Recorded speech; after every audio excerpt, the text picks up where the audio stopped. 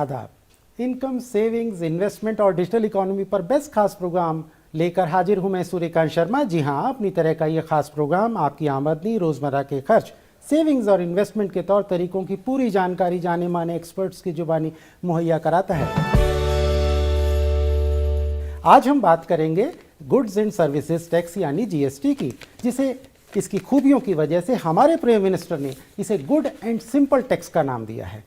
जी हाँ, हमारे देश के इनडायरेक्ट टैक्स सिस्टम में सबसे बड़े बदलाव के साथ गुड्स एंड सर्विसेज की अवेलेबिलिटी पर लगने वाले तमाम तरह के टैक्स के सेंट्रल और स्टेट टैक्सेस अब खत्म हो गए हैं और उसकी जगह सिर्फ एक टैक्स जीएसटी ने ले ली है, जिसका फुल फॉर्म है गुड्स एंड सर्विसेज टैक्स।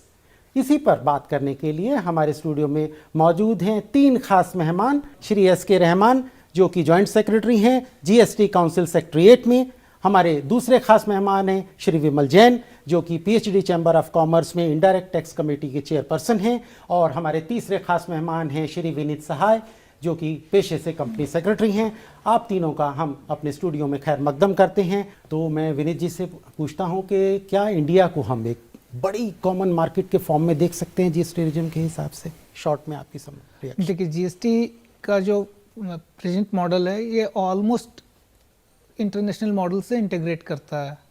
बहुत ज़्यादा डिफरेंस नहीं है। हालांकि यहाँ पे डुअल सिस्टम है, मोस्टली डेवलप्ड कंट्री में सिंगल सिस्टम है, but overall it is integrated with international market. तो जब आप इंटरनेशनल मार्केट से आप इंटीग्रेट होते हैं तो आपके पास बाहर से लोग आते हैं, आपके लोग बाहर जाते हैं और एक ही तरह का माहौल होता है, जिससे फ़ायदा होता है हमें एक्सपोर्ट करने में, हमें इंपोर्ट करने में, हमें एफडीआई यहाँ पे लाने में। जो एक बॉटलनेक होता था यहाँ का, Indian indirect taxation system was a very big bottleneck. ये बहुत बड़ा बॉटलनेक होता था बाहर के इन्वेस्टर के लिए।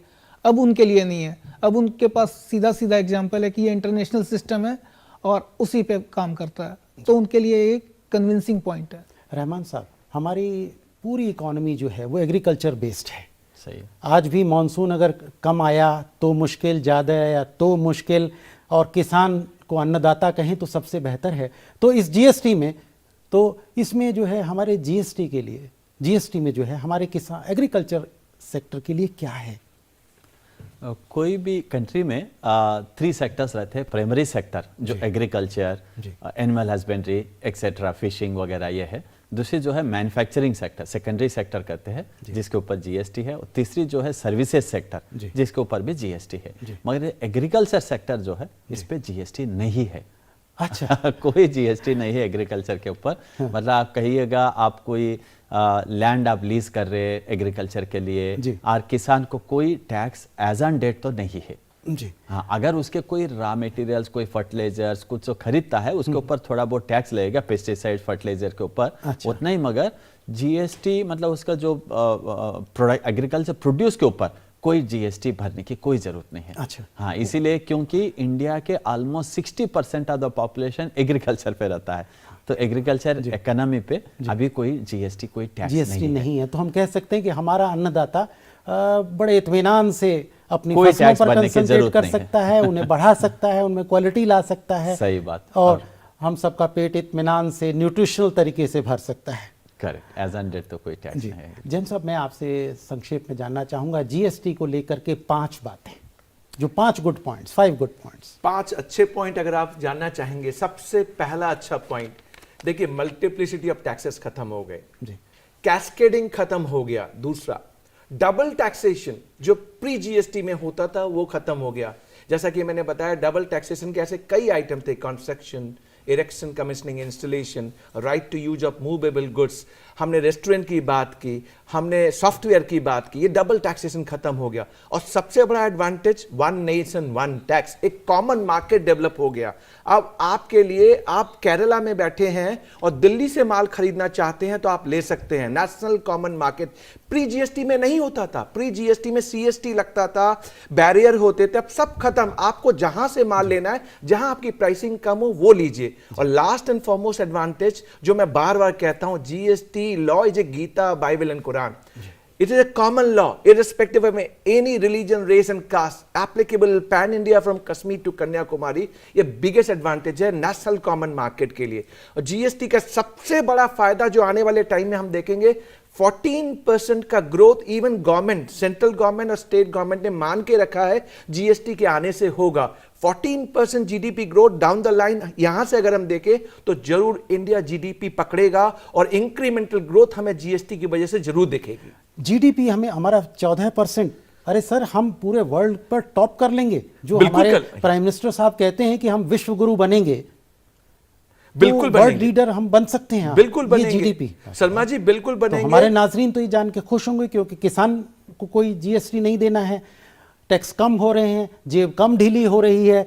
और इसी को मैं आगे बढ़ाता हूं। आप पेशे से कंपनी सेक्रेटरी हैं, मैं इसलिए बार बार कह रहा हूं क्योंकि आप बार बार लोगों से मिलते हैं, आपका जो इंटरेक्शन है वो लोगों से बार बार है। आप जीएसटी के बारे में 5 बेहतर बातें क्या कहना चाहेंगे?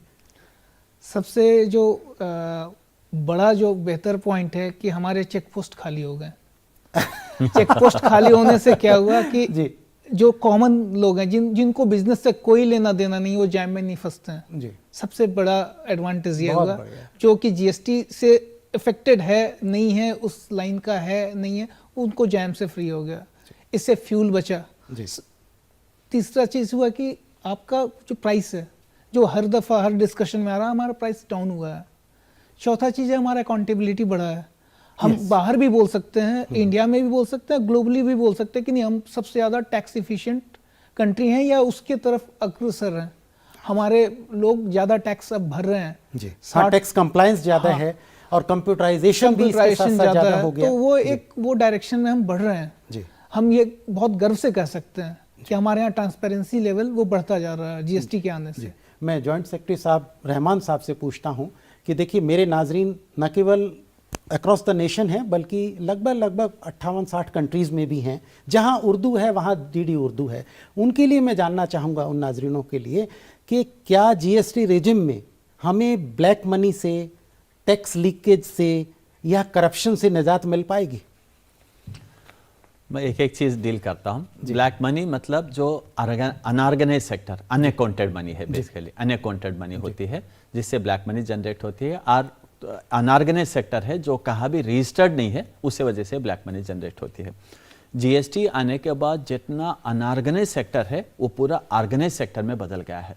आप जानते होंगे किसी की थ्रेशोल्ड लिमिट अगर 20 लाख के ऊपर है, अगर सर्विसेज में है तो वो रजिस्टर कर लेगा।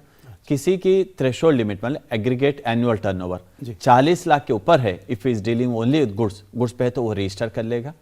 पहले तो नहीं करते थे। अगर मेरे कोई किराना शॉप है, मेरे पूरा एनुअल टर्नओवर मेरा 40 लाख के ऊपर है तो ऑटोमेटिक मैं रजिस्टर कर रहा हूँ। और मैं सर्विस प्रोवाइडर हूँ, कोई मतलब छोटा मोटा काम करता हूँ जिसमें मेरी एनुअल टर्नओवर 20 लाख के ऊपर है, वो रजिस्टर कर रहा है। और इसके अलावा कंपोजिशन स्कीम भी दिया हुआ है जिसमें बहुत सारे लोग फायदा उठा रहे, जिससे क्या है ओनली 1% टैक्स भरना पड़ता है। If your annual turnover is 1.5 crore, of course ITC नहीं ले सकते और कोई टैक्सेबल इनवॉइस नहीं से। ऐसे स्कीम्स ओपन करने से एक और स्कीम हम लोगों ने किया, किसी की मतलब अगर गुड्स एंड सर्विसेज है तो कंपोजिशन स्कीम के जैसा एक अल्टरनेट कंपोजिशन स्कीम है जिसमें आप फर्स्ट 50 लाख सिर्फ 6% 3+3 भर के आप रजिस्टर कर सकते हैं और अपना जीएसटी भर सकते हैं। इससे क्या हो रहा है, टू लार्ज एक्सटेंट जो अनऑर्गेनाइज सेक्टर, अनअकाउंटेड मनी है, वो थोड़ा कम हो रहा होगा। दूसरी एक पॉइंट जो आपने बोला है, मतलब इसमें अकाउंटेबिलिटी और ओपननेस भी बढ़ गई है। अब आप अप्लाई कीजिएगा रजिस्ट्रेशन के लिए, ऑनलाइन पोर्टल, कोई ऑफिस के पास जाने की जरूरत नहीं है। With in 3 days automatic registration होकर आपको जीएसटीएन नंबर आ जाएगा। और आपके जो रिसिपिएंट्स है वो लोग भी डिमांड कर रहे। 2 काइंड्स ऑफ रिसिपिएंट रहते हैं, B2B और B2C। मतलब B2B मतलब बिजनेस करने वाले, वो चाह रहे आपसे इनवॉइस ले। जी, क्यों? इनवॉइस जब लेते हैं उसमें जीएसटी कितना भरा है वो बताता है और वो ले जाके अपना आईटीसी क्रेडिट ले लेते हैं।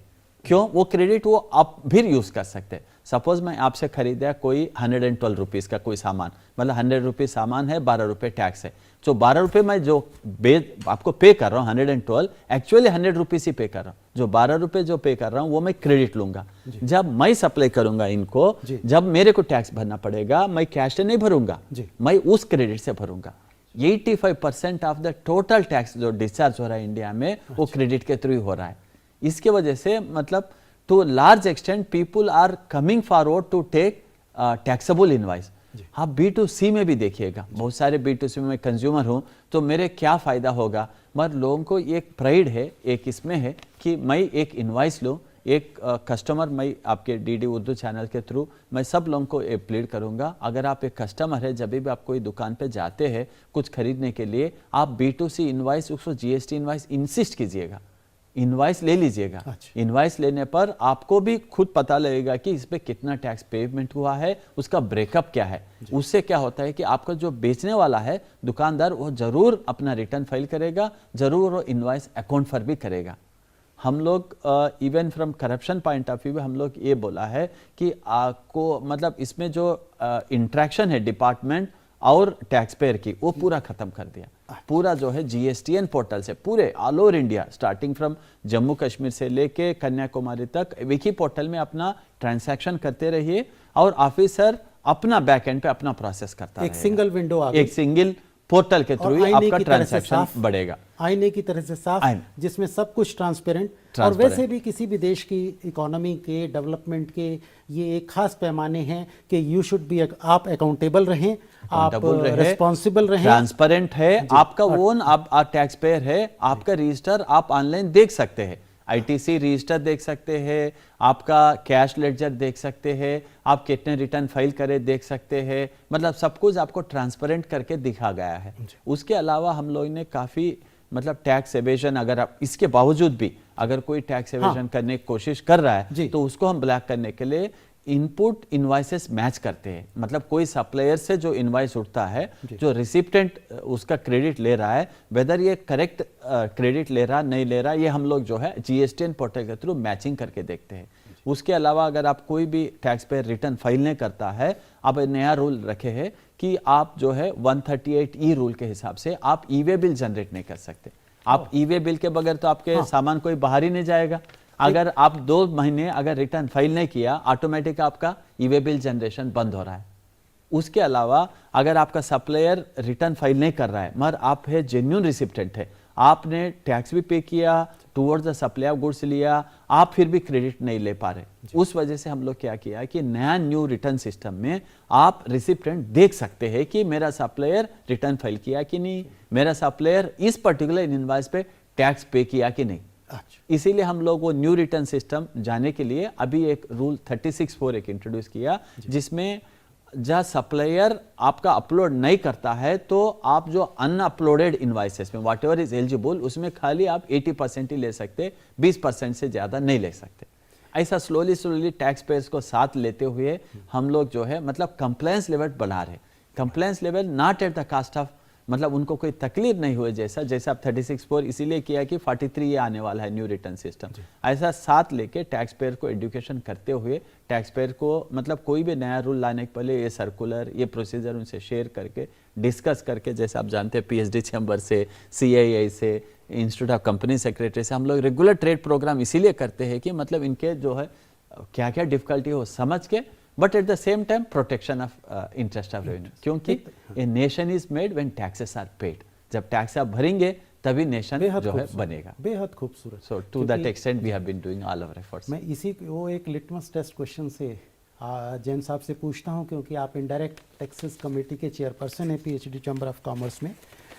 जो हमारे छोटे दुकानदार हैं, SMEs हैं, उनको क्या फ़ायदा है आपके, आप उनसे इंटरेक्ट करते हैं, आप कोई ना कोई कोड ऑफ टैक्स कोड बनाते होंगे, उसका ड्राफ्ट बनता होगा, मिनिस्ट्री ऑफ फाइनेंस में ऑनरेबल मिनिस्टर तक जाता होगा, तो आपका क्या रिएक्शन है कि छोटे जो हैं दुकानदार से लेके जो स्मॉल स्केल SMEs हैं उसमें GST का क्या हुआ है?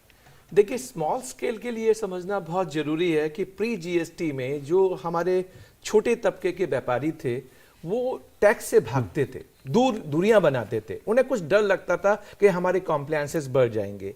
जो SME और MSME सेक्टर की हम बात कर रहे हैं तो GST में सबसे बड़ा एक क्लैरिटी के साथ इन्हें डिसीजन दिया कि अगर आपकी एग्रीगेट टर्नओवर 20 लाख रुपए से नीचे है तो आपको रजिस्ट्रेशन नहीं लेना। लेकिन इसमें 2 तरह के लोग हो गए, एक हो गए मैन्युफैक्चरर कम ट्रेडर, एक हो गए सर्विस प्रोवाइडर। सर्विस प्रोवाइडर के लिए ये नियम बना दिया, आप इंट्रा सर्विस दीजिए, इंट्रा स्टेट या इंटर स्टेट सर्विस दीजिए, 20 लाख से नीचे है तो आपको रजिस्ट्रेशन नहीं लेना। और जो गुड्स वाले हैं, जो विद इन स्टेट में डील करते हैं उनके लिए लिमिट बढ़ा दी 20 लाख से 40 लाख। कॉम्पोजिशन डीलर जहां 1 करोड़ की लिमिट है, जहां पे नॉमिनल 1% एंड 5% की एप्लीकेबिलिटी है, जहां गुड्स एंड सर्विसेज में कॉम्पोजिशन है उसके लिए 50 लाख 6% पे एप्लीकेबल कर दिया। अब छोटे व्यापारी को समझना पड़ेगा जीएसटी में उसको एडवांटेज क्या हो रहा है। देखिए प्री जीएसटी में वो जो खरीदता था उसके ऊपर सेंट्रल एक्साइज भी लगता था, वैट भी लगता था या सीएसटी लगता था, और वो मेनली कैश में बेचने की कोशिश करता था। तो जो टैक्सेस उसने अपने परचेज के ऊपर दी उसकी क्रेडिट उसको मिलती नहीं थी।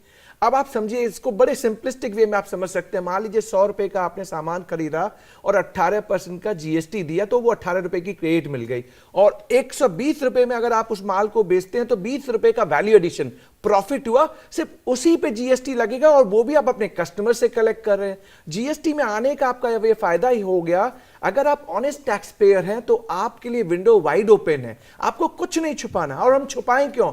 Tax collected only for the nation growth and development. तो एसएमई और एमएसएमई के लिए गवर्नमेंट ने ये इंश्योर किया है कि एक थ्रेशोल्ड लिमिट होनी चाहिए। थ्रेशोल्ड से ऊपर जब आप आएंगे तभी जीएसटी में रजिस्ट्रेशन लेना है, तभी जीएसटी लगेगा। और अगर आप रजिस्ट्रेशन लेते हैं तो जो आपने परचेज पे जीएसटी पे किया उसकी क्रेडिट मिलेगी, and this credit can be utilised for payment of your output tax liability. मैंने तो 20% की प्रॉफिट की बात की, अगर वो 10% की प्रॉफिट करता है 10% पे, अगर वो 100 रुपए का माल 100 रुपए पे बेचता है तो उसके तो कोई जीएसटी नहीं देना, क्योंकि जो उसने परचेज पे दिया वो अपने आउटपुट से एडजस्ट कर लेगा।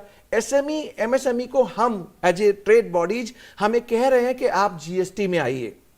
जितना अनऑर्गेनाइज सेक्टर जीएसटी में आएगा, तो जो रहमान सर ने अभी कहा कि अनऑर्गेनाइज सेक्टर के आने से क्या होगा, आपकी ब्लैक मनी का बिजनेस खत्म, टैक्स इवेजन खत्म, टैक्स का कलेक्शन होगा जो देश के ग्रोथ एंड डेवलपमेंट के काम आएगा। एसएमई एमएसएमई को पहले डर मन से निकालना चाहिए। ये जो डर उनके माइंड में बैठा हुआ है किसी भी तरह का, वो डर निकाल के जीएसटी में आना चाहिए और ये इंश्योर करना चाहिए कि हम जीएसटी देश के लिए देख रहे हैं और देश हमारा है। बहुत बढ़िया।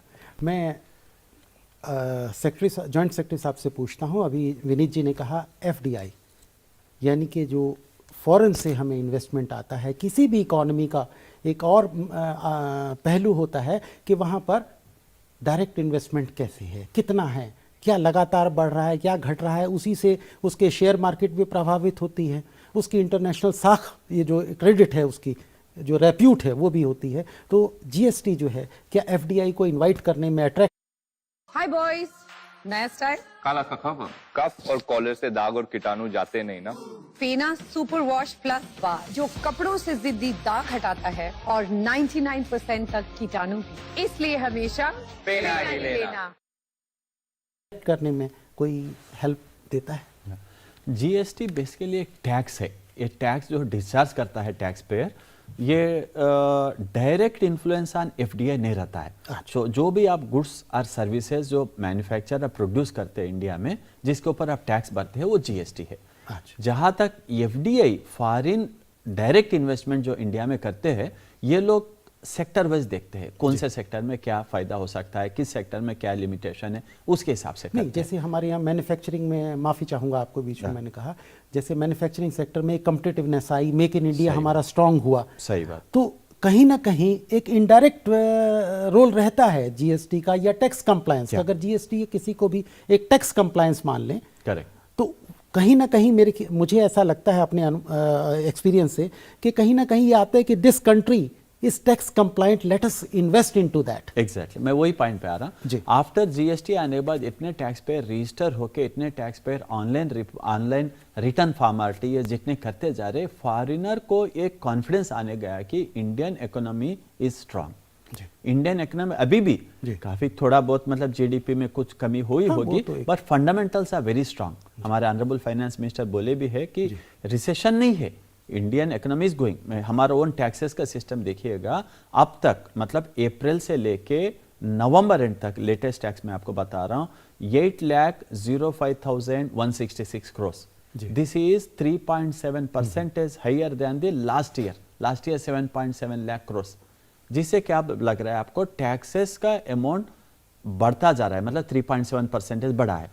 इससे जो फॉरिनर के पॉइंट ऑफ व्यू से मतलब कोई भी कंट्री अब इंडिया को एवेल्यूएट करेगा, इंडियन 5th लार्जेस्ट इकोनॉमी बन रही है, इंडिया का हमारे ऑनरेबल प्राइम मिनिस्टर साहब का विजन है कि 5 ट्रिलियन इकोनॉमी बने। ये कब बनेगा? जब ये फॉरेन डायरेक्ट इन्वेस्टमेंट जो करने वाले हो कॉन्फिडेंस आएगा कि Indian tax payers, Indian manufacturers are honest, Indian manufacturer comply with the law, because nobody wants to avoid law and take thing. उसको जब कॉन्फिडेंस मिलेगा कि हाँ भाई इंडिया में इतने लोग रजिस्टर्ड है, इंडिया में इतने लोग रिटर्न फाइल करते हैं, इंडिया में इतने लोग, हमारा जो tax return filing percentage is almost 80% ये है। प्लस इंडिया में मैं पहले भी बताया था ईज ऑफ डूइंग बिजनेस का रैंक जो है अब 77 हुआ है, highest jump mean last 3 years में इतना राइज होना कहा कोई भी कंट्री में सुने नहीं होंगे आप लोग।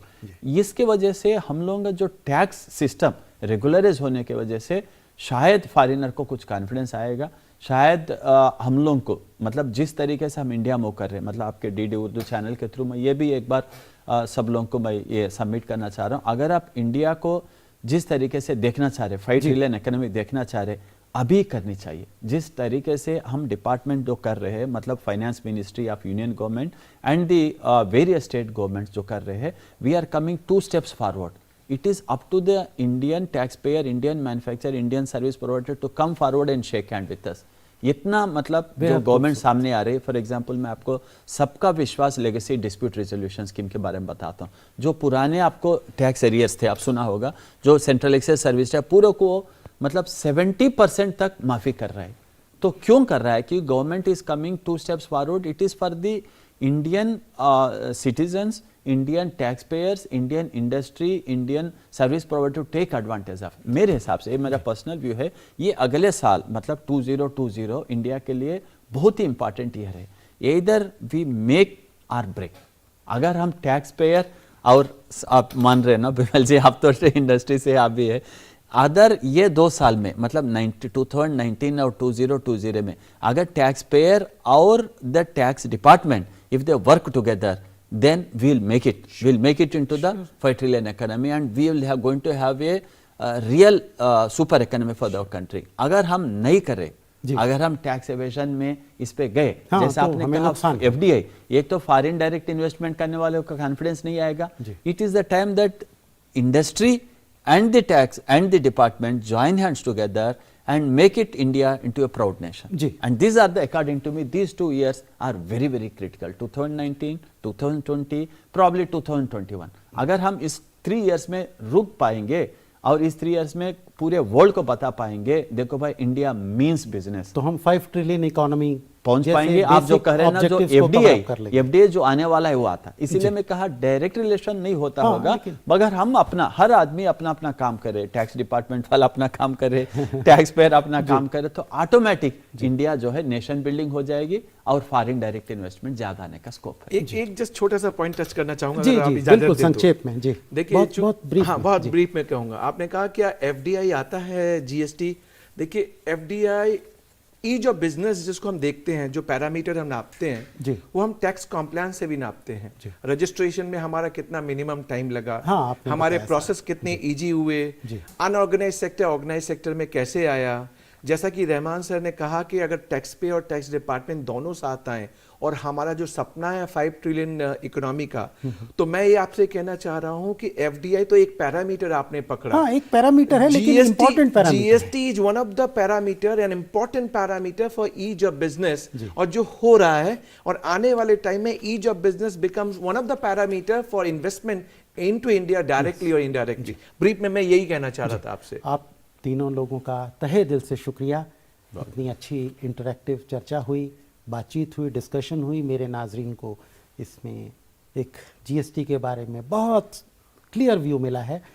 तो नाजरीन, टैक्स सबसे इम्पॉर्टेंट है हमारे आपके अपने डेवलपमेंट के लिए, आपकी वेलबींग के लिए, और इसलिए अच्छे से टैक्स पे कीजिए, ऑनेस्ट टैक्स पेयर बनिए और एक शानदार मुस्तकबिल के मालिक बनिए, एक अच्छी डेवलप्ड कंट्री के मालिक बनिए और इंडिया को सबसे ऊपर ले जाइए 5 ट्रिलियन इकोनॉमी में। हमारी इस खास पेशकश में फ़िलहाल इतना ही। हमारे इस प्रोग्राम में आप अपनी राय भेज सकते हैं। हमारा ईमेल आईडी है DD Urdu Specials gmail.com और इसके साथ दीजिए हमारी पूरी टीम को इजाज़त। आदाब।